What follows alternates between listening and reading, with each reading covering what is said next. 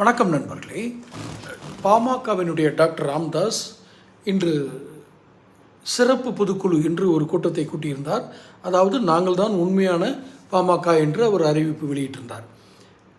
நமக்கு நமக்குன்னா நம்ம சேனலுக்கு நம்மளுடைய ஆசிரியர் கூட்டத்துக்கு எழுந்த ஒரு சந்தேகத்தை உங்களோடு பகிர்ந்து கொள்கிறேன். என்னவென்றால்,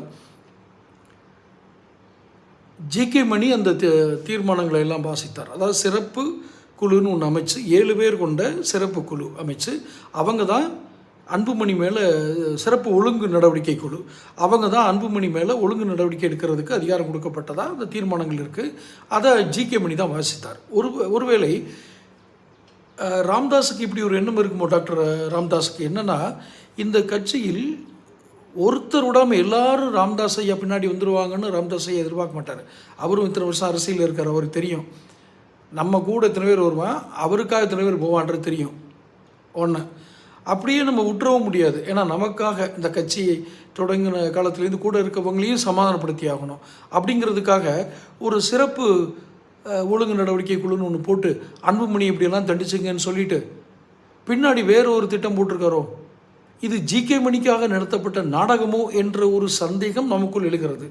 ஏன் இந்த மாதிரி சந்தேகத்தில் கிளப்புறீங்க? உண்மையிலேயே அவர் அப்படி ஒரு திட்டம் வச்சுருந்தாருன்னா அந்த பாமக நல்லா இருந்துட்டு போகுது அப்படின்னு நீங்கள் நினச்சிங்கன்னா, இதை மாதிரி நாடகம் போட்டு அதாவது சாணக்கியத்தனம் என்று அதுக்கு ஒரு பேர் வச்சுக்கிட்டு பின்னாடி குள்ளநரித்தனம் பண்ணும் தலைவர்கள் நிறைய பார்த்துட்டோம். அது அவர் போன்றவர்கள் வெளிப்படையாக பேச துணியாதவர்கள், வெளிப்படைத்தன்மை இல்லாதவர்களை நாம் அரசியலுக்குள் அனுமதிப்பது என்பது மாபெரும் ஜனநாயக ஆபத்து.